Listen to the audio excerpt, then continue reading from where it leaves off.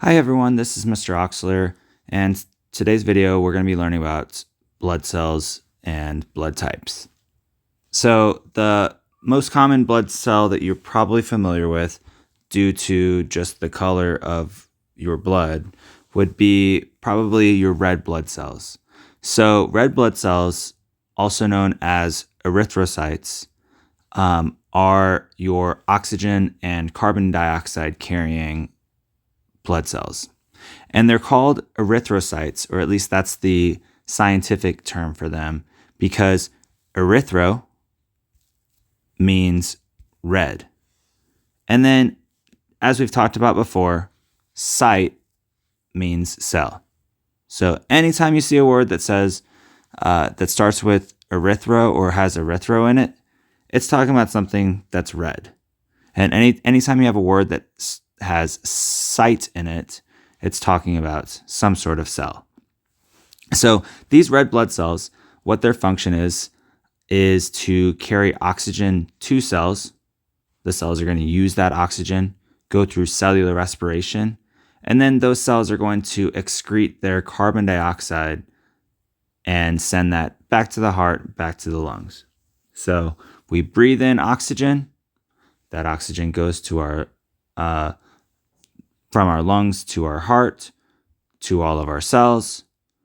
It gets used by those cells through cellular respiration, and then it's going to return to the heart and then exit through the lungs and start the process over again. And a couple of interesting things about red blood cells is you might notice, I have them drawn here, that they don't look like a perfect sphere like other cells do. Or maybe not. Maybe cells aren't always a perfect sphere, but they don't have a spherical shape. They actually have this like disc concave shape. And the reason for this, and the reason they're able to do this, is because they want this because it allows them to carry more oxygen. Okay, and this is important because their entire job is to carry oxygen to cells and carbon dioxide away from cells. All right. And the reason that they're able to do this is because they do not have a nucleus, they don't have a mitochondria, and really they don't have any organelles. When red blood cells mature, they actually excrete or eject their organelles to make room, or so that they can take on this concave shape, so that again they can transport more oxygen and carbon dioxide. And because they don't have a mitochondria, they can actually only get their energy through certain means. So cells in our body are pretty resilient. They prefer sugar as energy, and so food that we eat, carbohydrates that we eat, get broken down into their simplest form, which is glucose. And just like we learned earlier on in the year, glucose can enter the cell, and once it enters the cell can go through glycolysis,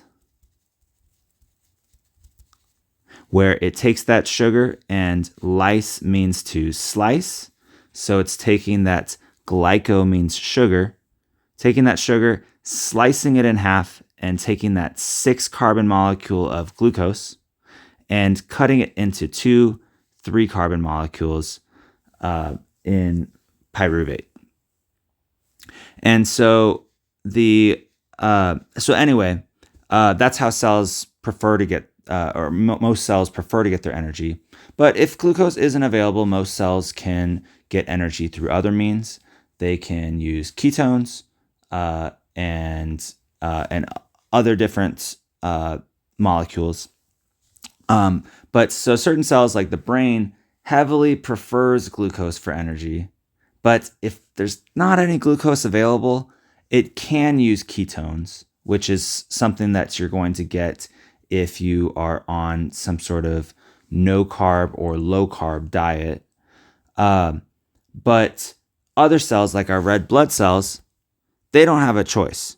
The only way they can get energy is through glycolysis, because all other forms of energy are going to require a mitochondria to produce it. So glycolysis is kind of like a quick source of energy, but since erythrocytes, since red blood cells don't have a mitochondria, they can't move these pyruvate molecules over to the mitochondria to produce other or more energy. And they can't skip the process of glycolysis and go straight to the mitochondria like other molecules for energy. So they're stuck with glycolysis. This is their only source of energy, and therefore the only way they can get energy, or the only molecule they can get energy through, is glucose. So kind of an interesting fact. So next time you are hearing about these different popular diets, the keto diet or Atkins diet or some sort of low carb diet, where people might be telling you like, oh, we don't actually need carbohydrates for anything. Our body's really resilient, and it'll find a way to still survive. But if you don't have any carbohydrates, your body's going to make carbohydrates. And one thing that it can do is it'll just break down some muscle tissue and convert that to carbohydrates. And I'm probably getting a little bit carried away, but it can't always break down fats and convert it into carbs, because it gets more complicated. But a lot of fatty acids cannot be converted into carbohydrates. It depends on the number of carbons that the fatty acid has and stuff that's way more complicated than this course or this video is going to go into. But anyway, the certain cells prefer glucose, your brain and red blood cells, but your red blood cells require glucose. So if you don't have any glucose, your body's going to find a way to make glucose. If for whatever reason it can't find a way to make glucose, you'll just die. So be careful what kind of different advice you're taking, because glucose can be a necessary thing, and your body gets it through eating food. Anyway, so some other things about red blood cells. How do they carry that oxygen and CO2? Is they carry it through a protein called hemoglobin.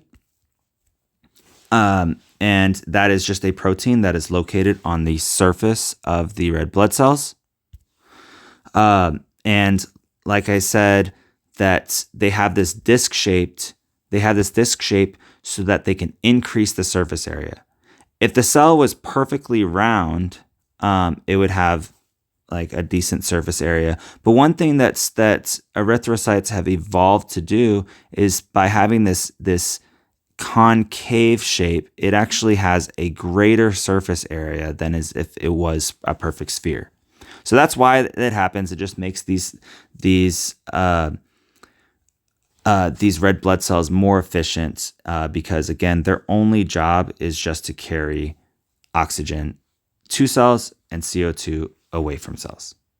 One other interesting thing, and kind of something that's just important to know for life, even outside of a biology class, is that we talk about O2 and CO2 very often, because this is what we need to survive, and this is the waste product that we have. But there's other molecules that exist in nature and exist in air, or can exist from different things. And so one thing that I'm sure you've heard of at some point is carbon monoxide. So carbon dioxide, we call it carbon dioxide because di means two, and there's two oxygens.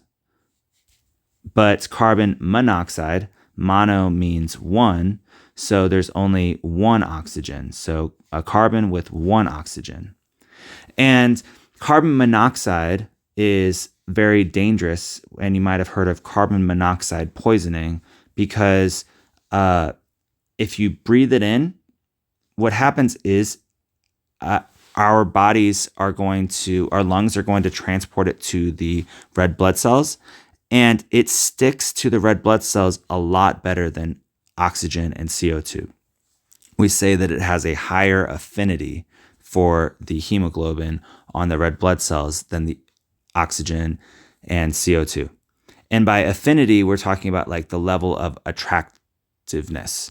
So it's actually like binds like 200 to 250 times stronger to the red blood cells than the oxygen and CO2 do. And so the way you can think about this in a simple way is that the CO, the carbon monoxide, sticks to the red blood cells kind of like super glue. And it's really hard for it to take it off because it just binds so much stronger than the O2. And so if you breathe in a tiny bit of carbon monoxide, you still have plenty of red blood cells that can still do their job. But once you start accumulating carbon monoxide and you start getting it all over your red blood cells, and when it sticks to the red blood cells, it's displacing the oxygen, and so you kind of get to this point where your red blood cells are filled with a molecule that your cells can't use as energy. And then at that point, they're no longer able to carry the oxygen. They don't have room for the oxygen, so they're not getting oxygen, and it can lead to you dying. So a quick public service announcement, I would say, is to make sure that you have a carbon monoxide detector in your house so that it detects this, because carbon monoxide is also not something that you're going to necessarily notice in the air. And so it's kind of something that's, there's different symptoms, but you might not recognize them. And the easiest thing you could do is just get a carbon monoxide detector and make sure that you have at least one in your house to make sure that you don't get carbon monoxide poisoning, because it can be very deadly. And related to that, an interesting thing about that is there's a Reddit post that's really popular about, or really famous about, this person that they were talking about. Like they thought somebody was breaking into their house and leaving sticky notes, and it was like really bizarre sticky notes, like do your laundry or take out the trash, and they just were really confused. Why would somebody be leaving sticky notes about these things in my house? That doesn't make sense. And somebody else left and they were talking about how they had a high headache and they were confused. And somebody else left a comment and asked, like, do you have a carbon monoxide detector? And they said they didn't, and they went and got one, and they realized that carbon monoxide was in their house, and they were probably pretty close to dying, and they were just experiencing confusion and memory loss from this carbon monoxide.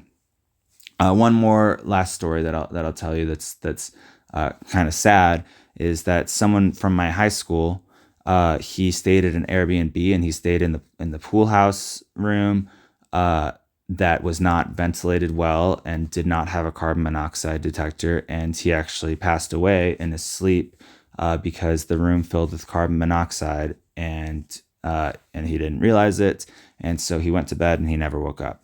So again, a carbon monoxide detector, I'm looking at my wall right now, and I have one plugged into my wall, but they're not very expensive, and they're well worth it because it could potentially save your life. So yeah, stay away from carbon monoxide. That's why they tell you not to park your car in the garage and leave it running with the door down, and different things like that. All right, moving on. Sorry for my long stories.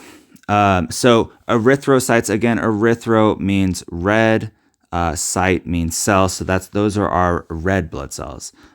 Next we have leukocytes, and leuko means white, and I don't know if this is helpful, but maybe you could think like maybe if you know a white person named Luke, maybe that puts a picture in your head, that's leuko means white, and we can remember that. Leukocyte means white cell, and so these are our white blood cells. What do white blood cells do? Well, these are our immune cells, and they only make up a really small part of our blood. Red blood cells are a very large part of our blood volume, but white blood cells, we have them here and there, but they are really important still. They protect us from getting sick and help fight infection when we do get sick. So they are our immune cells. There's many different types of leukocytes. There's B cells, there's T cells, there's cytokines, there's killer T cells, there's phagocytes. So there's all types of leukocytes that are ready to protect us from getting sick and fight infection. Next, we have thrombocytes, and thrombo means to clot. So these are our clotting cells. So, and these play a role if you ever get scratched or scab your knee or scrape your knee or something, to where if you start bleeding a little bit, they are going to start clotting around that area where there's a cut, and eventually stop the bleeding. These are also known as platelets, and that's the more common term for them. But the scientific term is thrombocytes, because thrombo means clot and cyte means cell. So they help with blood clots, help to stop bleeding if you have a cut. And then lastly, plasma is the liquid part of the blood. So we have the different cells in our blood, and then the last part is really going to be the plasma, which is just the liquid parts that everything flows in. And this liquid part of the blood is going to include things like sugar, lipids, which are basically fats, proteins, electrolytes, and other things. But and water is going to be a big part of it. But it's just the liquid part of the blood. So when you donate blood, they're going to take all of this. They're going to take the whole blood, all of your blood. But something else you could do at some point in time, if you want to make some extra money, you can donate plasma. And when you donate plasma, they're going to take your blood. They're going to spin it really fast through a centrifuge and separate the blood into the different parts. And then they're actually going to take the erythrocytes, your red blood cells, and separate those from the rest of the blood. And they're going to inject those back into you, and then just take the plasma. And I feel like maybe when you donate plasma, it'll also have leukocytes and thrombocytes, but I'm not sure. Actually, I lied. The plasma is, going back to what I have written down here, it's the liquid part of the blood. It does not include leukocytes and thrombocytes. All right, so next thing we can talk about is blood types. So we can move on to the second part of our notes. All right, so blood types. We have, humans have 4 different blood types in terms of just the basic types of blood. You might also hear positive and negative, but we're not going to go into that too much in this video. So what does each blood type mean? So type A blood just means that it has the A antigen on it. And what does that mean? So every cell in our body, or for the most part, there's exceptions, but for the most part, every cell in our body and every cell in the world has a label on it. And these labels can sometimes be antigens, which is anything that stimulates an immune response. So anyway, these red blood cells, they contain the label, the A label, and it's all around the surface of the cell, just to tell the cells around it that, hey, this is the A blood cell, type A blood cell. So that's when these different cells are bumping into each other throughout the body, they recognize like, oh, this is the A blood cell. It belongs here. Let's just leave it and leave it alone. So type A blood contains the A antigen, which is, when you think about it, it's really just this A label. Okay, simple enough. Type B blood, same thing. It's going to contain a B label, so that again, when cells bump into it, they're going to say, oh, that's a type B blood cell. It belongs here. We don't need to try to kill it or anything. Type AB blood, slightly more complicated, but really not. It's going to have the A and B labels on it. So it has some A labels, some B labels, and but it just has both. Okay, so it has A and B antigens. And then type O blood, we can remember type O has no antigens. So it's just a naked red blood cell with nothing, no labels on it. Okay. And when we think about donating blood, this is where it starts making a little more sense. So you might have heard type O blood is the universal donor. So, and why is this? Well, the antigens, it doesn't have any antigens. Again, type O blood has no antigens.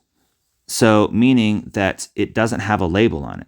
So if somebody receives type O blood, they are going to, their immune cells aren't going to recognize anything on it. There's no label, so they don't know what it is, and so they don't attack it. However, if something happened to where somebody's blood gets mixed up, and if somebody has type A blood and they receive type B blood, well, their immune cells are going to produce antibodies, and they contain these antibodies that are going to bind to the type B cells and clump them together, and it's going to lead to a bunch of blood clots all over the body, and it's going to kill the person. So it's really important that we don't mix up blood when blood donations happen, because if somebody receives the wrong blood type, they could very, very easily die. So again, each blood cell has a label on it. Type A blood has the A antigen label. Type B blood has the B antigen label. Type AB blood has both A and B labels on its red blood cells. And type O blood has no labels, no antigens. Okay, so type O blood, anybody can receive it, because if somebody with type A blood receives type O, their immune cells there's no label on it, and they say, oh, it's okay. We don't recognize anything foreign. Type B blood receives it. Oh, it's fine, because there's no label that says what it is. And type AB blood, same thing. They can receive it because it doesn't have a label. Now, if you think of type O as the universal donor, what do you think the universal receiver is? Well, type AB blood, if you have type AB blood, you contain the A and B antigens. And so your body is used to them. It recognizes both of them. And it says, hey, both A and B antigens belong in this body. So if somebody donates blood to you who has type A blood, and their blood cells just have type A only, your body's going to look at that and say, oh, that's fine. We have all of our blood cells have type A on it, and you can receive type A blood. Same thing with type B blood. If you receive blood from somebody who has type B blood, your body's going to see that and say, oh, all of our blood cells have type B blood on it. And so it's happy to accept type B blood. And if you receive from type O blood, as we already discussed, then it's going to be fine with that too, because it's just unlabeled and it's not going to be problematic. So type AB blood would be the universal receiver. And now One thing to be aware of, though, is this is great if you are needing a blood transfusion because you can get it from anybody and it won't cause any problems. Type O blood is great if you want to be very generous and donate blood all the time because people need it all the time. But if you are type O blood and you ever need blood, it's a little bit harder for you because think about who can donate blood to type O blood. If you have type O blood and your body is used to all your blood cells having no label on them, you cannot receive blood from type A blood or type B blood or type AB blood because your body does not recognize any of these antigens. And if it finds them in your body, it's going to say that it's a foreign invader and it's going to attack and destroy all of them. And by attack and destroy, I mean it's going to clump them all together and kill you. So type O blood cannot receive from anybody except for other people who have type O blood. One other important thing that I'll point out with type O blood is that with type O blood, it's especially beneficial because if you think about an emergency situation where somebody is in desperate need for blood like right away, and doctors do not have time to do a blood test to see which type of blood or what blood type that person has and what blood type they need. Doctors are just going to, anytime there's an urgent situation where someone needs blood right away, they're just automatically always just going to give them type O blood. So if you have type O blood, if you're one of the 44% of the population that has type O blood, please consider donating as much as as often as you feel comfortable with, because it's truly a very easy way to literally save lives. And in the US, like you can just feel good about it and know that you're saving lives. But I've heard in some countries, they actually sometimes will send you a letter in the mail that says, hey, your blood that you donated on this day saved a life today. And that's got to be a really cool thing. So if you're wanting to be a good Samaritan and save lives, donating blood is one of the easiest ways that you can do that.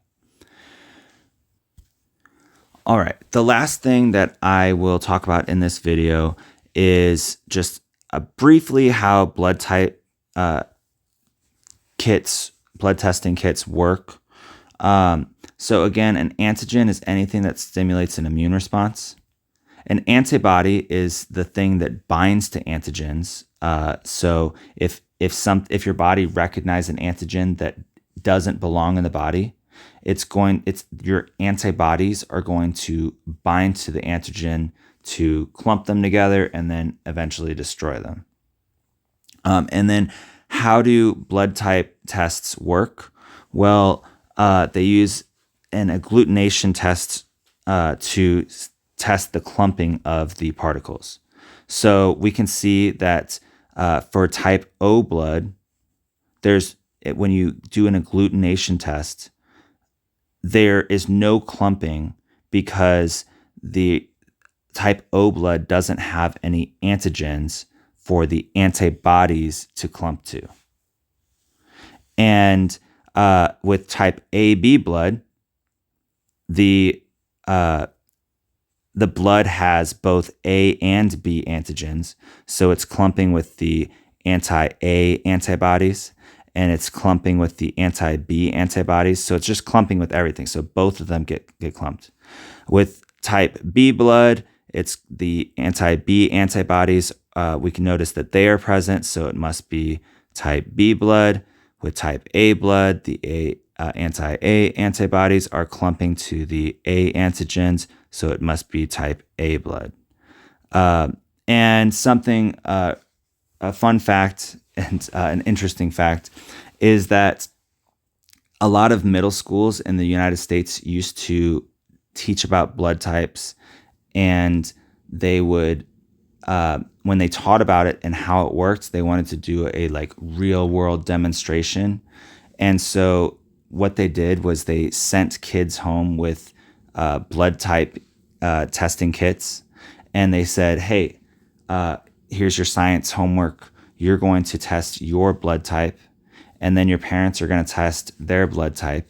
And then we'll show you that if for example, your mom has type A blood and your dad has type A blood, then you're going to have type A blood, or you could have type O blood, but we'll talk about that in the next video. But what happened was these school districts started getting complaints called into the school about very, very angry parents that said, why did my kid's science project cause my husband to divorce me or whatever? And so people were finding out that their wives were cheating on them because they found out that, wait a second, the wife has type A blood, the father has type A blood, but the kid has type AB blood, or the kid has type B blood. And people were like pretty upset to find out that their partner was cheating on them through their kid's middle school science project. So kind of funny. And then the last funny story that I'll leave you with is that when I was a freshman in college, my teaching assistant for biology, he was talking about that one time he was volunteering at the Red Cross, and he said that some man came up to him randomly and just started talking to him and was just like, yeah, it's so weird. I have this blood type and my wife has this blood type, but my kid has this blood type. It doesn't make any sense. I talked to the doctor about it, and the doctor says, yeah, it must be some sort of random mutation. And technically, if you're thinking of like 1 in a billion chances, technically it's possible for there to be a random mutation for your kid to have a different blood type than they're supposed to. But in reality, that probably means that his wife cheated on him and it's not his kid. My TA said that wasn't his job to tell the guy, but when you pay attention in science class, you learn these things. But maybe ignorance is bliss. So the original paternity test was an agglutination test where we could determine blood type, and because if the kid has some random blood type that doesn't align with what they could potentially have based on the mom and dad's genotypes, then maybe it's not the dad's kid. So just kind of an interesting thing, and we're going to learn more about how you can do that, or how you can solve for that using a Punnett square in our next video about codominance and incomplete dominance, and using blood types as an example in those. So hope you learned something new, and leave a comment if you have any questions.